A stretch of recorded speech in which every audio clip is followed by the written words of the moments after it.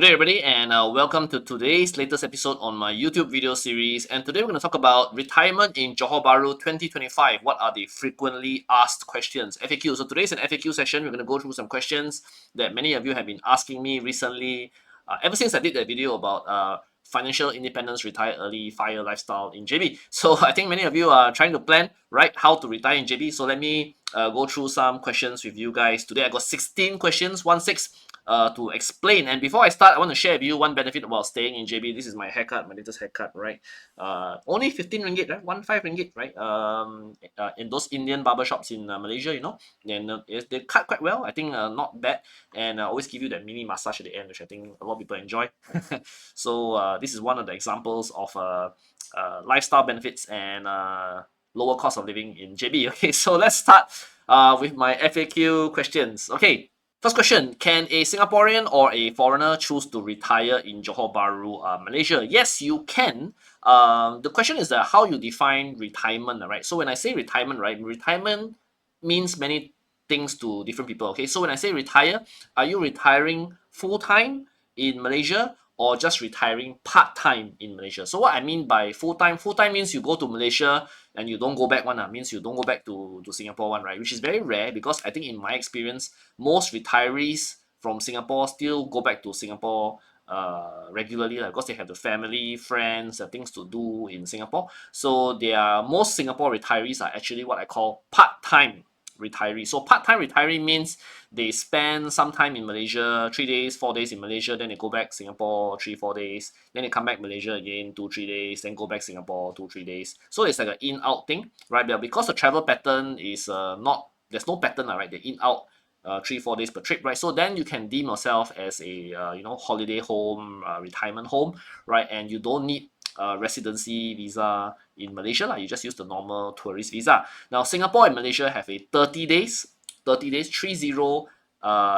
visa per entry, per entry, not per month, per entry. So you can go to Malaysia up to 30 days per trip, right? Go back to Singapore again, then repeat lah. But you have to be careful that this doesn't become what we call a visa run. Now visa run means you're trying to avoid lah, means you daily trip, for example, or you go 30 days, then you come back Singapore one day, then you go back 30 days again, normally in the same day. This is considered visa run, right? That one is illegal, right? But if you just have a genuine, 3 days here, 4 days here, 3 days there, 4 days there, right? This is okay, right? Then you don't need any residency visa. But so this is what we call part retirement in part in Malaysia, then it's fine, okay? But if you're going to stay long periods in Malaysia, more than 30 days, for example, at a stretch, right? Maybe you're going to Penang, live in Penang or live in KL, then it's better to get a proper retirement visa like the Malaysia My Second Home.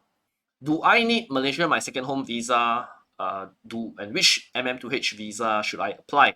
Now, like I said earlier, if you're going to spend long times of period in Malaysia, then it's better to apply the Malaysia My Second Home visa. Now, the Malaysia My Second Home visa, there's actually two options that most people will tend to apply, which is the SEZ category as well as the silver category. There's also a gold and a platinum, right? But for simple purposes, today's video, I'll just talk about silver category and the SEZ category. Now, the SEZ category is the lowest tier category, right?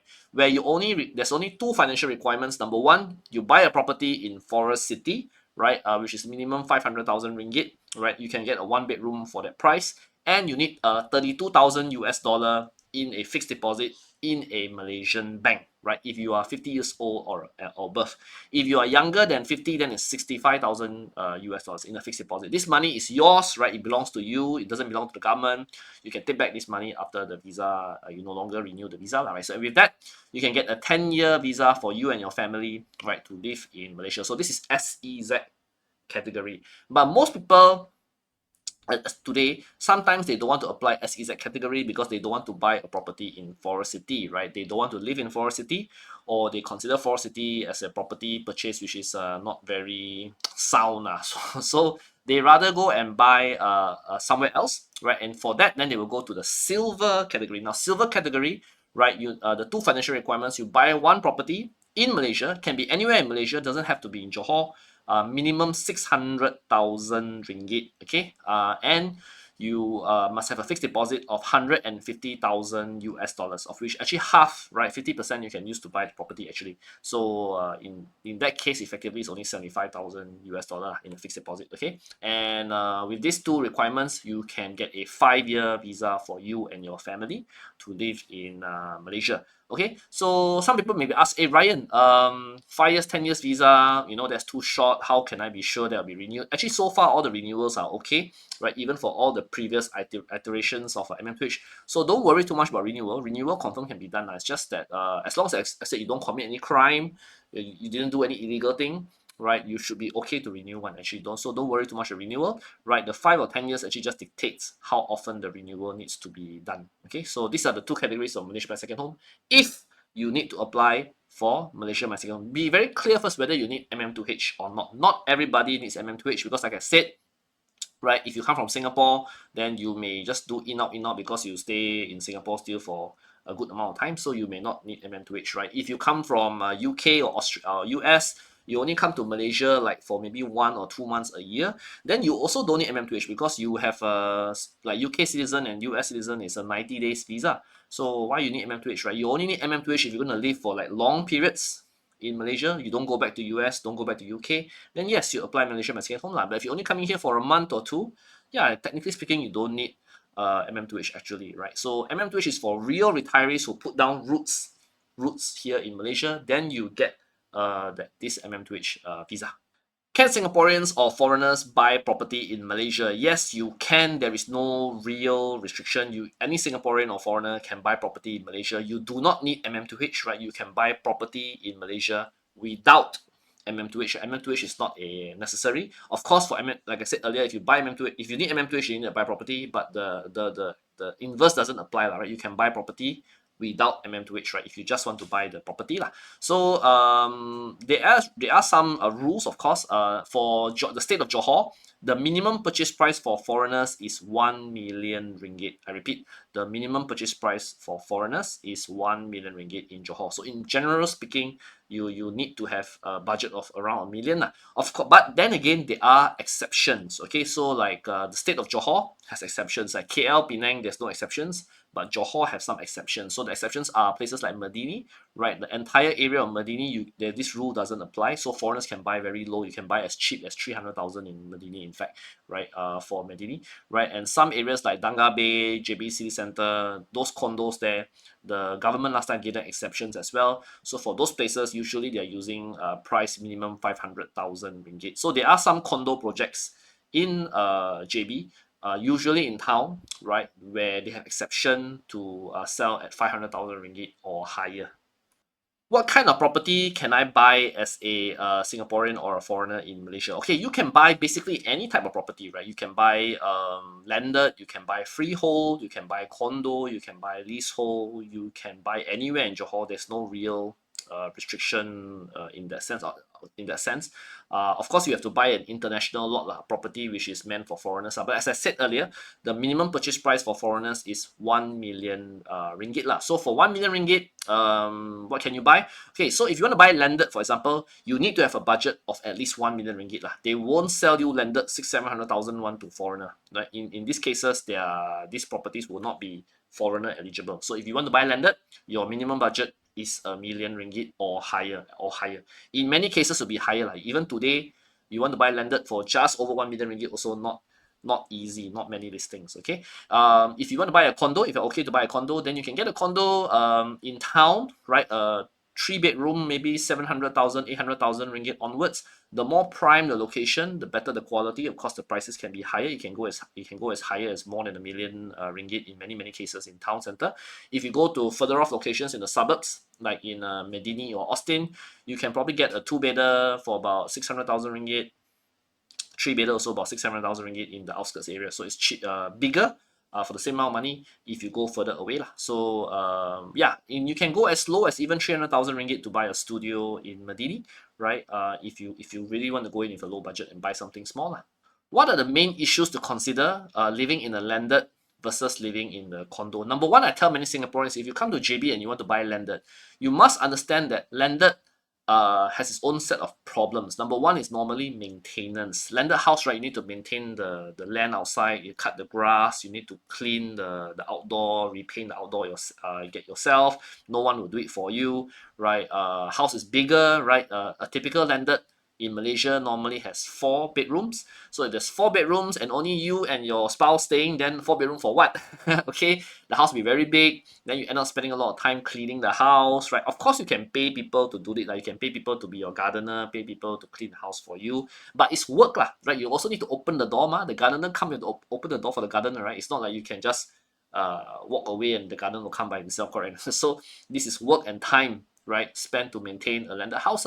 So what I try to tell most Singaporeans, because landed house, you need to stay lah, otherwise you cannot maintain the house. You cannot, if you want to go for holiday 1-2 months in Europe, for example, travel the world 3 months, go, you know, all of Australia and you know, and New Zealand, you come back, your house will already become a jungle, right? So you you know, whereas condo you can lock up and go away and it's still quite fine, but landed, right, like I said, it's a lot more work required to live in the landed. Number two is landed also tend to be away from amenities, right? So you, if you buy a landed, usually it's in some suburb, in a taman somewhere, and these areas, there's no like food court next to you or shop next to you. You want to go anywhere, you need to drive, you need to get into a grab. So these are the inconveniences of living in the landed lah, right? Whereas condos, is easier to find condos which are nearer to amenities, right? In Malaysia, right? Not all condos are also near to amenities. Okay, Singapore, one thing, if you live in Singapore very long, you know, like HDB estates in Singapore normally are very convenient. Downstairs you can walk a little bit, you can find food, you can find supermarket. But in Malaysia it's very different. Yeah, in Malaysia, even a condo you go down, also not necessarily got food or supermarket nearby. You may still need to drive or take a car to go to food or supermarket. Although only some condos in JB are considered integrated, like R&F Princess Cove, one of my favorite condos, right? These are where integrated, got mall downstairs, got food downstairs, which is why I like this project, okay? But not every condo in Malaysia is like that. Okay, so these are some of the things to consider, right? When you choose to live, which condo you want to live in or which landed you want to live in, these are things to consider in Malaysia. Can I buy a car in Malaysia? Yes, you can. You can buy a car in Malaysia, Singaporean. Just go to the car dealer. Any car dealer, you want to buy new car, used car, right? You just go to the car dealer, pay money, you can get the car dealer, right? Car in Malaysia, of course, is cheaper, a lot cheaper than Singapore. And you can drive this car anywhere. You can drive the car to Thailand in theory. But if you're a Singapore citizen or a Singapore PR, right, you cannot drive this car to Singapore, right? Singapore LTA don't allow. But anyhow, you're retiring in Malaysia, so this car is for use in Malaysia anyway, right? And of course, car in Malaysia is freehold. There is no COE. You can drive and use the car for as long as as long as you like. Okay. Licensing wise, if you have a existing driving license from any ASEAN country, right, Singapore included, right, you don't need to apply a separate license in Malaysia. You can just use that license to drive in Malaysia lah. But if you got no car license today, then you need to apply your own license at the Malaysian Road Transport Authority. Can I rent a property instead of buying? Yes, you can, right? You don't need MM2H, you don't need any visa to rent. The property agents, the landlords basically don't care if you got any residency visa or not. If you want to rent, because rent is more flexible, right? You can always rent, no need to buy, right? Renting, the contracts in Malaysia is minimum 1 year, right? So you must sign a 1 year contract and you must pay 2.5 months deposit. So deposit in Malaysia is higher. You need 2.5 months deposit to rent a property in Malaysia. So you can always rent if you don't want to buy. Yes, that option is also open for you.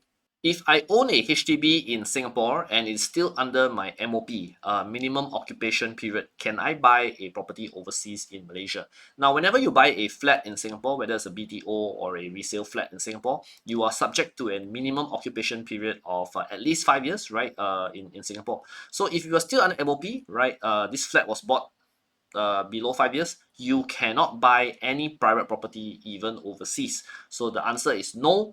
If you are still under MOP, you cannot buy in Malaysia. Okay, what is the solution? Number one is you get another name to buy. Maybe your parents who already bought their flat more than 5 years, more than 10 years, then they can of course buy. Or you just wait out until your MOP is over. You must also take note that if you ever going to buy another HDB again, whether you apply for a second BTO or you buy resale flat, in the future, you must again sell all your private property, including overseas, before you can buy your HDB again. So HDB is quite strict in that sense. You cannot own any private property if you're going to buy HDB again. Okay, if you already own your HDB, you want to buy overseas, you must complete your 5-year MOP first. Also, if you buy property overseas, right, any property you buy does not count towards your ABSD, you know, your additional buyer's stamp duty in Singapore. It doesn't count for that. ABSD only counts for Singapore, right, and it doesn't affect your TDSR, your total debt servicing ratio in Singapore. Can I rent out my HDB and live in JB? Yes, you can. Of course, you can. You can take your HDB rent out, right? If you have a $3,000 HDB fully rental per month, your HDB is fully paid up. You add your $3,000, go to Singapore, go to JB is 10,000 ringgit. You can live in JB with that amount of money. Yes, you can. You can definitely do that. Some people don't rent out the entire HDB. They rent out the rooms, right? Because they still want to go back to the HDB, keep one room for themselves. You can also do that. Also, no problem. Can I take a loan to buy property in Malaysia? Yes, you can. So what will happen here is the Malaysia bank will lend you money to Singaporeans, or if you work in Singapore, to buy property in Malaysia. So this will be a Malaysia bank lah. So it will be CIMB Malaysia, Maybank Malaysia, UOB Malaysia, for example. They will grant you a loan to buy property in Malaysia. The important thing is you must have income, of course. Salary income is the best. They want to see your pay slips, your CPF, your NOA, right, and your CBS report, right, your credit bureau report. So the process is very similar to taking a loan in Singapore, not very different, right? They want to see all these documents, and your chances of getting a loan is quite high. Very rarely Singaporeans will fail. In most cases, Singaporeans will get the loan approved because they take your income. Let's say you earn 5,000 Singapore dollars, right? 5,000 they will times 3, so it becomes 15,000 ringgit. So your chance of getting the loan is actually quite high when they do the debt servicing calculation, right? So typically you can borrow about 70% of the purchase price, and you can interest rates is roughly about 4% now, and the bank will lend you up to age 65 or 70. So normally, right, if you are quite what we call elderly lah, like 55, if you're age 55 or older, I normally don't recommend to take bank loan because you kind of old already. So at that stage, if you take loan, right, your loan only left 10 years, 15 years, right, then your monthly repayment very high. And I don't know whether you want to be comfortable with the fact that you're going to have to work until 65 or 70 to pay off this loan. So generally speaking, you only take loan if you are younger, like if in your 40s or 30s, then you take bank loan, makes sense. But if you're older, then normally most buyers buy cash and they don't take bank financing when they buy in Malaysia. Do I need to pay income tax in Malaysia? You only pay income tax in Malaysia if you have Malaysia income, right? For example, somehow you got income in Malaysia that is taxable, like rental income, for example. Then yes, that rental income you have to pay Malaysia income tax. But your income in Singapore, your income from overseas, your income in shares, dividends, all that, which are not from Malaysia, that one is not taxable.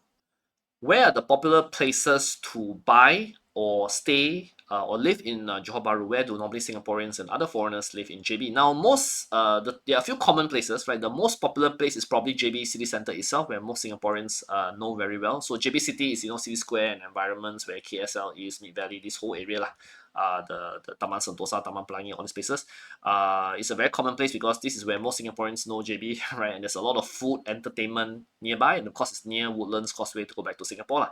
And of course, upcoming up with the RTS, okay, you will see a lot more Singaporeans in this area as well. The other area that most Singaporeans tend to go to is to the west, which is Iskandar Puteri. Now, Iskandar Puteri is in the west, nearer to Second Link, where we have Bukit Indah, we have Horizon Hills, we have Eco Botanic, we have East Ledang, Sunway, Medini, Puteri Harbour. This whole area is called Iskandar Puteri to the west. Many people like here because the environment is more relaxed, it's greener, and there are more schools there, not so dense, right? And yeah, so that's why people like that part as well. That's also quite popular. Other places which are popular is Taman Sutra, which is in the Skudai, a little bit to the north. Also, a lot of Singaporeans like to go there, where Paradigm Mall is, where Sutra Mall is. That's also a popular place. Austin, right? A lot of Singaporeans like to go to Austin. So Austin also a popular place. A lot of entertainment, nightlife there as well. Lots of food choices. Where IKEA is, where Aeon Tebrau is, that is actually the Austin Taman Mall Ponderosa zone. The other area that's probably quite popular is Senibong Cove, which is in Pemas Jaya to the east, because there they got all those waterfront lifestyle. So that's also another popular place, Senibong Cove, where most Singaporeans and foreigners tend to go to. Can I work in Malaysia or open a business in Malaysia? If you want to formally work as a foreigner, then that means a company hire you with an employment pass.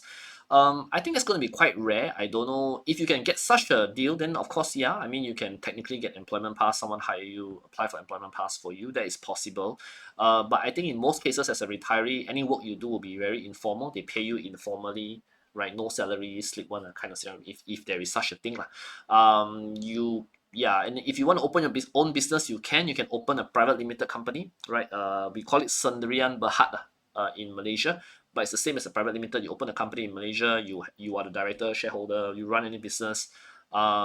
This is of course separate from business requirements, right? If you open food, right, food business, you may need to get separate food licensing.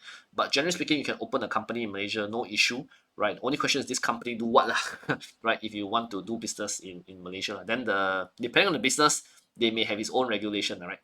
How much should I budget for living expenses every month living in Malaysia? Now, I used to do a video. This video is actually more than a year old, where I did a budget estimation and I counted that for one person, you can live in Malaysia for about 1,200 Singapore dollars a month. Roughly 1,200 Singapore dollars a month. I don't think the inflation has changed very much from the numbers I put there. So 1,200 Singapore dollars a month, you should be able to live in Malaysia, including your housing, right? In JB. Now this amount is based on solo person. Actually, if you stay with your spouse, it will be cheaper because you will share accommodation, you will share things like water, electricity. That will not change by much, right? You also share on transport. So I think if two people stay, it can be cheaper than $1,200 Singapore per month per person. So, but it really depends on your lifestyle. And this amount I put, right, 1,002, right, actually is quite generous. I factor in things like eat Korean barbecue dinner, that kind of thing. It's not a budget lifestyle lah. So for 1,200 Singapore dollars per month per person, I think it's very, very generous already to live in Malaysia. So like I tell people earlier in my other videos, if you can rent out your flat in Singapore, get $3,000 Sing per month, you go to Malaysia, that is 10,000 ringgit. That is very sufficient for two people to stay in Malaysia, my opinion. Do I need to learn Malay to speak Malay, right, if I want to live in Malaysia? Now, it's not necessary. A lot of people in Malaysia actually understand English fairly well, right? Even if their vocabulary or grammar is no good, most Malaysians understand English to some level. It's not like you talk and then you sound like an alien. Okay? So most people in Malaysia understand English fairly well, and you will find a significant number of Malaysians who can speak English decently. Like me, my English okay, right? So you can find quite a number of Malaysians who can speak English decent to above average, right? We don't want to say everybody speak well. And English is a fairly well understood language in Malaysia. So it's not so bad. You don't need to learn Malay, right, to live in Malaysia. But of course, if you can learn Malay, it will be helpful, right? It will improve the quality of life a lot, right, in Malaysia, right? Malay is not a difficult language. Anyhow, you are retiree, you probably got a lot of time. You can go and spend some time, go and learn, go to some part-time class or online class, go and learn about Malay. Like I said, it will improve the quality of your life in Malaysia quite a lot. And you retire anyway, myself try to learn something new. Why not? I haven't been to Johor Bahru in a long time. I'm not sure how JB is today. Is JB safe or not? Now, this question normally comes from people who haven't been to JB in a long time, but they want to explore retirement in JB. Now, JB is very, very safe. Let me get it out of the way. 99% of the time, if you are doing regular, normal stuff in JB, there's hardly any risk at all, right, of anything dangerous happening to you in JB, okay? Of course, Singapore is a very safe country, and this question normally comes from people who've been in Singapore for too long, and they're too used to Singapore lifestyle that they don't realize that the world out there is actually very different. But actually, JB is very, very safe already, okay? You don't believe me, just go and try it out. You don't believe me, I got nothing else to say, okay? But if you guys haven't been to JB in a long time, the first thing you should do is treat yourself as a tourist. Go to JB, spend one weekend in JB, go and spend 2 nights in a hotel, or in Airbnb, pick a place, be like a tourist, go and stay there first. Get a feel. JB nearby only what. JB is so easy to go to from Singapore. Just go there first, spend a few days there, get a feel, visit the tourist hotspots, and get a better understanding of what JB is like. If you have friends who go to JB quite often, follow your friends, right? Ask, hey, Tumpang, let's go together. Okay, go and see what they like to do, follow them, and then you get a better idea as well. So JB is a lot more fun than what you think, and a lot cheaper, a lot of value for money, right? There are thousands of Singaporeans who go there every day to do this. So I would highly suggest you do the same, right? After 6 months, 1 year, 2 years, once you get a lot more comfortable with JB, you can then make the next step or next decision whether you want to really retire in JB or not. Okay, a lot of people who today contact me about retirement in JB normally have already gone through this process in the past 1-2 years. So today they go to JB so often, they're more clever than me. They know all the different places to go. They go to places that I also never go on, and then they tell me, Ryan, oh, okay, I'm now comfortable enough to make this decision whether I want to buy a property in JB or retire in JB. So it's very common. A lot of people are doing today. So go and try it out that way. Be a tourist. Go and start your exploration of JB.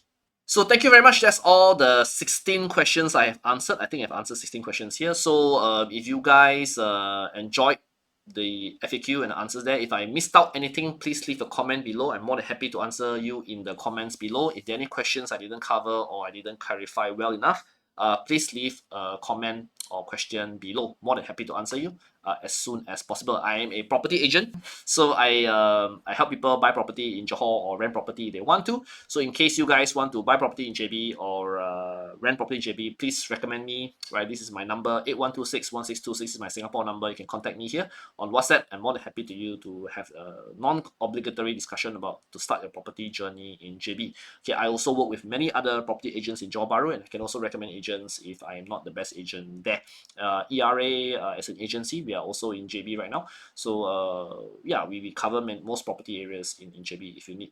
If you also have any questions that you don't want to ask on YouTube, you can also contact me on this phone number. More than happy to have a conversation with you to discuss this further. Okay, so thank you very much. If you like our content on YouTube, do like, share, and subscribe. Please share this with your friends and your families who are considering retirement in Johor Bahru. Hope to spread this channel. I want to hit 10,000 subscribers this year on my YouTube channel. So I hope you guys can help me achieve that. Click like, share, subscribe on the channel on YouTube here below. Right. Thank you very much. Hope to see you guys soon and other video content. Bye bye.